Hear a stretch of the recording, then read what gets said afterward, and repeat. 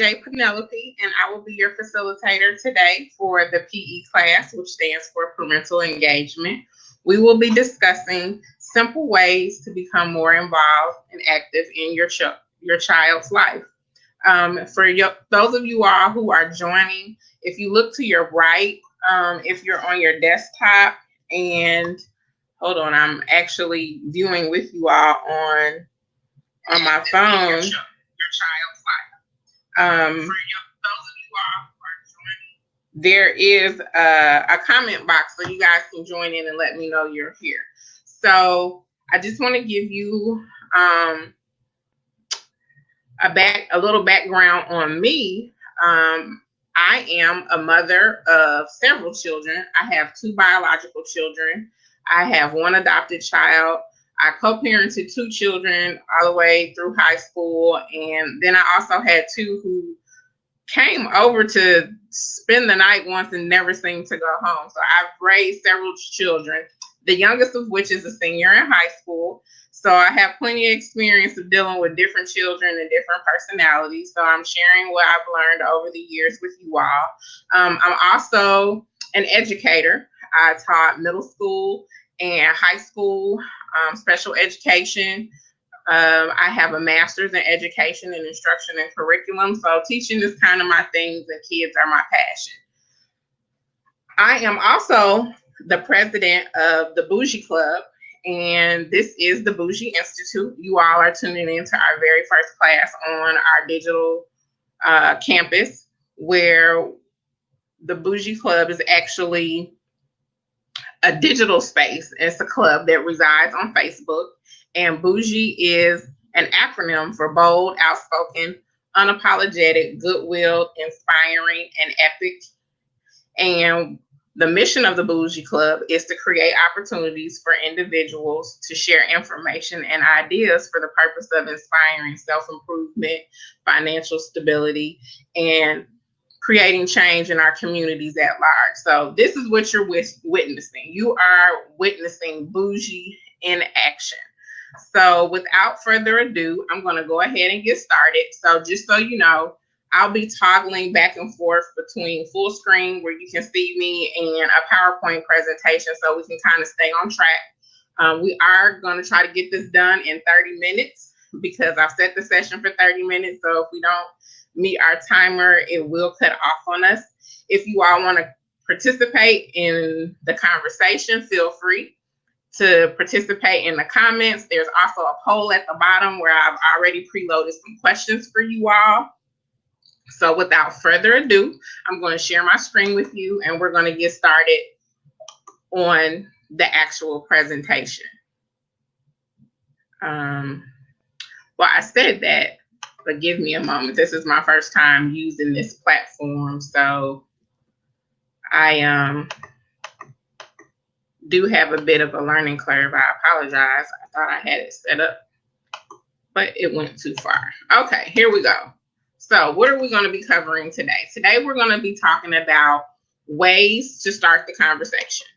We're going to be talking about how do you even have a conversation with your child so that you can get a little more in depth and involved. We're going to talk about the little things, because believe it or not, it's the little things that have the greatest impact. We're going to talk about the PTSA. I love recoining phrases and giving them new definitions. So for today, PTSA will stand for Parent, Teacher, Student Accountability. And then my favorite is Check and Track. So conversation starters. About 2 months ago, I launched a challenge on Facebook to start a conversation so that we could start having conversations with young people. So one of the things that I found that was important in having conversations with my children was reserving a specific time. As they got older, that had to change. So when they were young, I took them to school, I picked them up from school. So that ride to and from school was our special time to have a conversation. I turned my phone off. I didn't accept any phone calls, and they had my undivided attention for that 30 minutes to and from school, where we could talk about how they wanted their day to go, what they had coming up, how they felt about it, how the day went. And also dinner time. Dinner time for us is always a no phone zone. And then before bed, when my children got older, especially when they got to high school, they used to put me to bed and they would tell me bedtime stories, which would basically be them debriefing me on what happened in their day, because my son played football, my girls were football team managers and basketball team managers, and they were just really busy. And then my oldest son went away to high school, so he was commuting. So before bed became a good time. And then we also talked after practices and games, so that I had the opportunity to shake their perception of when they didn't win and things that may have went wrong. So conversation starters, you might be like, well, I can have a conversation, but some parents I find it difficult to talk to their children, especially when they get older. And then you want to ask more probing questions, more open-end questions where they can't ask you just yes or no. And so to the right, you'll see a list of some questions that you can ask. One thing that I like to ask my kids is, how do you feel? Another thing that I've learned to ask is, did anything or anyone make you feel uncomfortable? Because sometimes they have things going on and they really don't know how to articulate it. And so they're not going to take that extra step to go a little deeper. So there'll be stuff that you may not know. One question that I liked in the challenge was, if you had intro music, what song would it be and why? And my son is taking his turn at dibbling and dabbling in the music industry. So he has a song called I Want It, I Get It, I Got It. And if you guys follow the Bougie Club, we have a YouTube channel and we have a list of intros. And that's actually one of my intro songs. But this question next will kind of catapult and be where we leapfrog from on the rest of this particular class. And it's, how do you define success? So what I've learned is that how we define success is not necessarily how our children will define success, because they're growing up in a different time and they have different influences. So when you start asking these questions, you really have to PTP, which means practice the pause. You listen and you pause. Even though you might want to interject and say something and cut them off, just listen and be quiet and practice the pause, and then process it. And all of those things that are going on through your head, try your best not to say them out loud so that you're not reactionary, because what that'll do is cut them off for the conversation and they'll be uncomfortable with speaking to you in the future. So listen and pause, process and pause, and then evaluate and respond. This is going to be very important. So you really have to choose your words, because children have the tendency to take things in a literal form. And the what you say may come back to bite you. So really be careful and evaluate how you want to respond, because for one, you want to make sure that you keep the conversation lines open, and you don't want it to be punitive if they share something with you that they probably wouldn't have shared with you otherwise if you were just waiting on them to tell you versus you asking. So the next thing is the little things, right? So little things have the tendency to make a huge impact. One of the things that I like to do is tokens of appreciation. And it doesn't have to be anything extravagant. It doesn't have to be anything that costs a lot of money. My son, my youngest son, liked peach cobbler. So that was one of those things that I would give him for a token of appreciation when he actually remembered to take out the trash, or he remembered to do a chore, or he did something good in school, or he pushed past his fear and did something. I would make him a peach cobbler just for him, and nobody else got to eat any of it, because I wanted him to know that I appreciated it. I have my oldest son likes patches. He's been enamored with clothing patches since he was a small child. And so I buy him patches sometimes. So you just got to think of those creative things that kind of go with them. And so I'm going to toggle for a minute and go back to the full screen so I can kind of give you an idea tokens of appreciation. So my mom used to do a card ministry for the family, and she always sent us cards. So I can't pick it up because it's a really big box, but I've saved all of the cards that my mom has given me over the years, and I'll be 40 tomorrow, so you can imagine how many cards I have. Every little thing she sent me a card. Probably about maybe 10 years ago, I started writing the dates on the card because I wanted to put them in a book. I haven't got to that. I have a letter that my father wrote to me while he was incarcerated. So parents, if you all are away from your children and you might be on extended vacation, you can still be involved. You can send letters. This letter is from, the postmark is from 2011. And this is actually, my daughter's father was incarcerated and he sent her a letter. And then I have a letter from my dad that he sent me from 1997. So, right. So that's like 20 years ago and I still have it. So the little things can be really, really impactful. I'm going to switch back to the screen so that you all can see some other examples of the little things, because, you know, we have to fast forward to the 21st century. And kids like text messages. But before we get into the text messages, I also want to talk about compliments, because children need and love compliments. So let them know that they look nice. Let them know that you're proud of them, things like that. So with the text messages, it's something simple. And this one I thought that you guys might find cute. I sent this to my my son. And it is a video. And I'm not going to win any karaoke concerts. We'll always love you. We'll always love you. Hey, Chico. I just called to tell you I love you. I miss you. Call me when you get some time. So I sent this video after getting an iPhone and learning the features. And my kids, I sent all of them different little videos that were just special to them. And his response was, I love you too, Miss J. So, you know, you just have to be creative and meet them where they are. So some other examples of text messages I sent, it is affirmations. I'm really big in positive thinking and starting off with a positive frame of mind.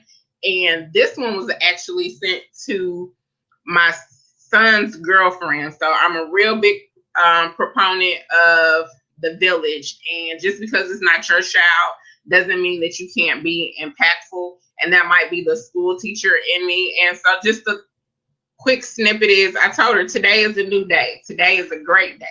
Today I will walk in my independence. Today I will choose to love myself more than I did yesterday. I'm focused on my goals and I will ignore distractions and negative thoughts. I'm beautiful. I'm amazing. I'm enough. I'm a prize worth winning, and I'm loved, and I can do anything I put my mind to. Another one that I sent, and all of these aren't to my children. These are to other children that I mentor, I come in contact, or my children's friend, is, you know, hey, beautiful, have I ever told you how awesome you are? You have an amazing spirit. You're stronger than you think. You're a gladiator. Have a fantabulous day. And her response was, thanks. You have a great day as well. The other thing you want to remember, you have to set the expectation. So when you're in school, they have this thing, I do, we do, you do. And it talks about modeling behavior. So for one of those things, my children are always convey that communication was important. If I call you, you need to respond, whether it's in a text message or whether it's calling me back. So I have to do the same thing that I expect from them. So my daughter called me, and this was my oldest daughter, who is 28, by the way. She called me and I texted her back and said, sorry, I can't talk right now. What's up? I'm on a call. And she wanted to know, did I have food? And so I sent her a picture of what I was eating, and she wanted some, and she ended up coming over. So the one thing that you need to remember is that kids don't care what you know until they know you care. So here are some examples for some text messages, and I'm showing you all text messages because children nowadays are technology savvy, and if you don't like texting, you have to get over it. It's something that we really have to do. And one of my son's girlfriend sent me a text saying, you know, thanks for always listening. I don't get the same response from my mom. It's hard getting a woman's point of view from her, and talking to her is worse. So this is the thing that's important, and we'll talk about this in Check and Trap. You know, a lot of times the surrogate parents or the village or the people that your children come in contact with can really help you a lot in motivating your children and keeping them in a positive space. This other text message says, I love you, TT, good night. And then I'm responding, I love you, Mimi. So my brother was engaged to a young lady who had children. And this is something also important, parents and adults. When you're in relationships with children, you don't get to break up with the kids because they don't see it that way. So even though my brother and the young lady didn't end up getting married, they were engaged, I still keep in contact with her daughter because she thinks of me as an aunt now. And every night, for the most part, every night, she texts me and tells me that she loves me and good night, and then I respond. So you got to be consistent, and you can't just put children down because the adults are no longer in the relationship. So moving on to the PTSA, the parent teacher student accountability. The reason why your conversations are important is because you really have to set the expectations. So you start with setting the expectations with your children, and then you can talk to the educators and set the expectations with them. The reason why the teacher is so important because your child's educators have them more waking hours of the day than you do. So having a healthy relationship in the school is very important because a lot of teachers won't be honest with you, educators won't be honest with you. Based on how your educators perceive your children sometimes can dictate how they're treated in the classroom. Based on how you behave can determine how your children are treated in the classroom. It's not a pretty thing to talk about, but it's an ugly truth. So you want to make sure that this is the beginning of the school year. You make the introductions, whether it be you go up to visit, whether you send a note in the backpack, or whether you actually send the email. And then you want to make sure that you follow up, and then be present. So how do you be present? You go to Muffins for Mom, you go to Donuts for Dad, you go to parent-teacher conferences. How do you find those things out? Most schools nowadays have websites, and the school calendars are on the website. But to be even more proactive, these are the things that you ask about when you're writing the notes to the teacher. Like writing notes to the teacher is not out of style. So I'm going to share with you a few notes that I've written to the teachers for my kids. And as you can see, this is dated 2013. So this is when my daughter first started high school. And it says, good morning, team. You are receiving this email because you were listed on my daughter's class schedule. I know this is a busy time for all of you. I just wanted to take an opportunity to say hello and make sure you had my contact information. And then I gave them all my good contacts, like my email, my work phone number, my cell phone number, because what this does is remove any excuses for them not to be able to facilitate the exchange and letting you know about your child's progress. And then parents, let's be honest. We know our children better than anyone else. They have half of our DNA. So I had to be honest on the front end, and I said, Jairia likes to be called Gigi. This is the time where you address any of the pronunciation issues and, how it's pronounced phonetically versus how it looks on paper, so that there are no issues moving forward. And then you're honest about some of the challenges that that your child might have in the classroom. So I said she also has a tendency to be talkative and sassy. If you let her know, you have our phone numbers and will call us, it will curtail that behavior. If it does not, please do not hesitate to call. And please feel free to contact us with praise reports, questions, and concerns. So set the expectation at the beginning. So if you've already been in school a week or two, it's not too late. Set the expectation. I say email or send a note because they're busy and they're in the classroom and they're probably not going to have any time to answer the phone. And let's be honest, once they get off of work, they really want to be off of work. I also had a daughter who had type 1 diabetes. And it was important for me that even though she had a 504 plan and the counselor and the school nurse was going to let everybody be aware, I made sure that I emailed everybody on her team that I thought she would come in contact with to let her know about her illness, because my daughter is real private and she doesn't like to let anybody know. And then I also let them know what her behavioral symptoms look like when her blood sugar either goes low or high, because she can get really angry and aggressive if her sugar is out of balance.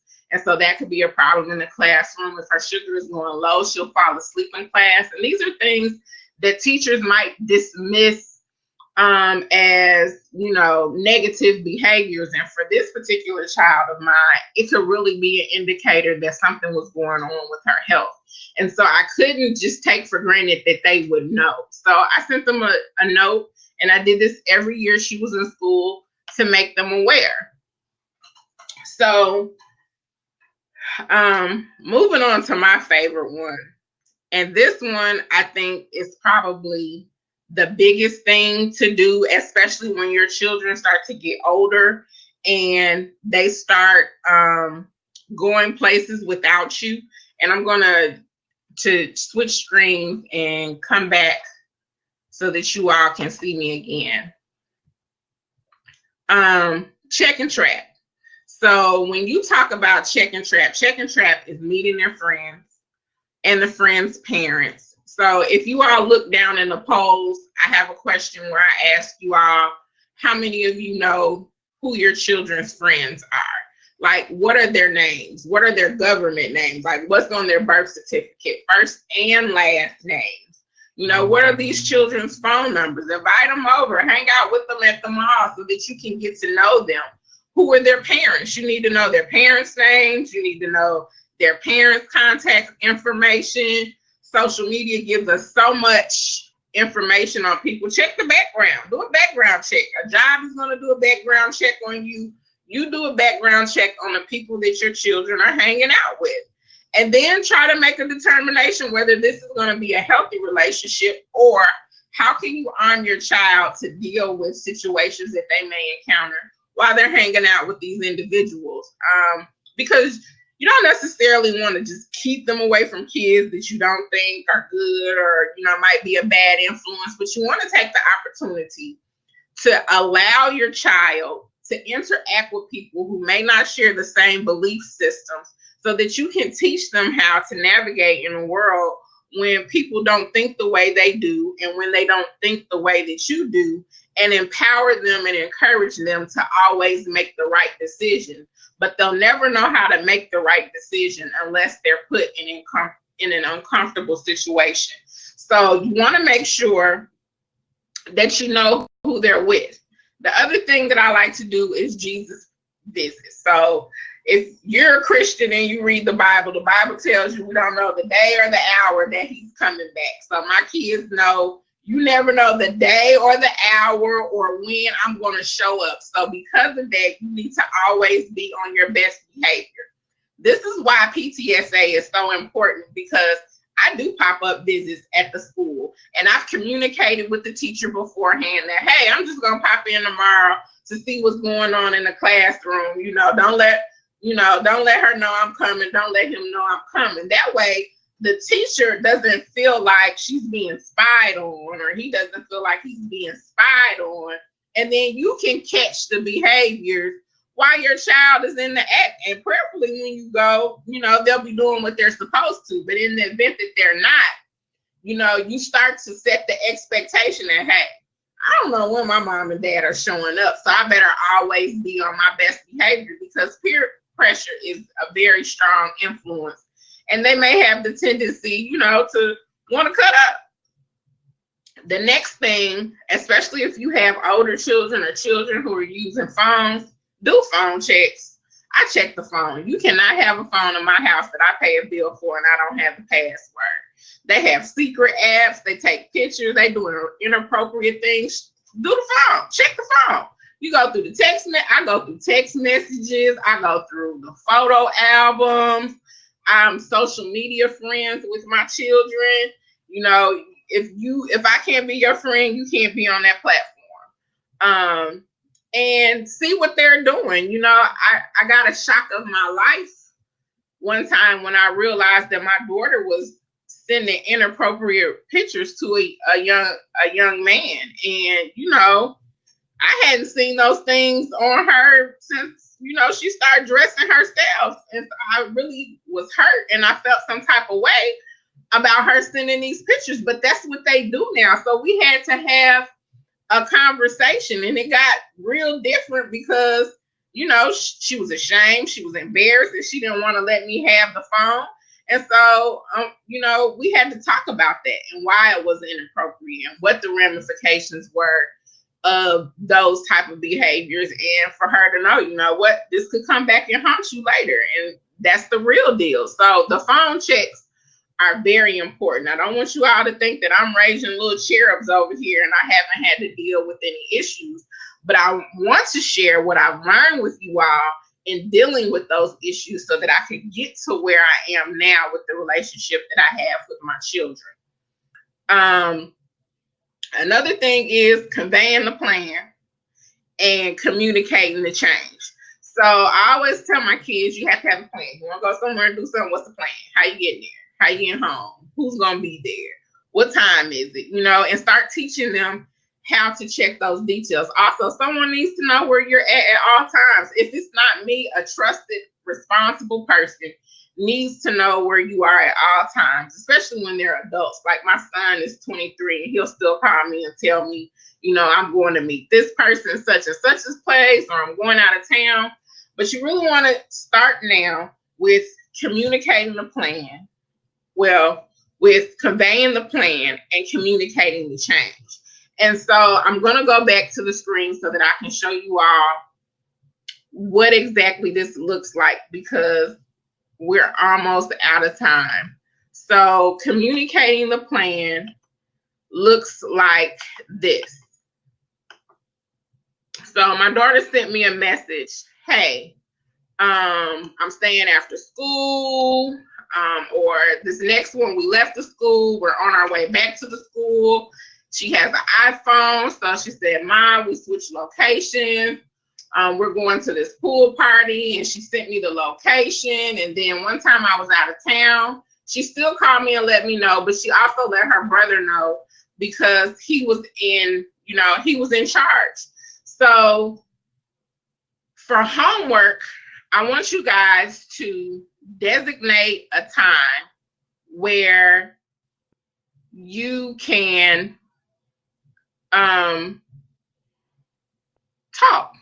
uninterrupted, without the cell phones, without the TVs, and it is just quality one-on-one time, just you and your kids talking. Then I want you to practice the little things. Figure out what the little things you can do with your child or children that you know to let them know that you care. And then start your own PTSA, parent, teacher, student accountability. Form those relationships. Go to parent teacher conference. One thing is get the school calendar in advance so that you can request the days off of work, so that you can make the honor ceremonies, so you can come have lunch. And the most important thing, especially as they get older, check track. Even when they're young and they're little, I used to eavesdrop on play dates when they're in the room playing, and play the video games with them just so you can hear what their conversations are about. I hope this has been beneficial to you all. If you guys would like to see more, there's a donate button at the bottom and you all can sew into this platform. I have been your facilitator for today. My name is Jay Penelope. Please follow us on Facebook at the BOUGIE Club. Be bold, outspoken, unapologetic, good-willed, inspiring, and epic every day. I'm going to look through the comments to see what you all have had to share. Please respond to the polls.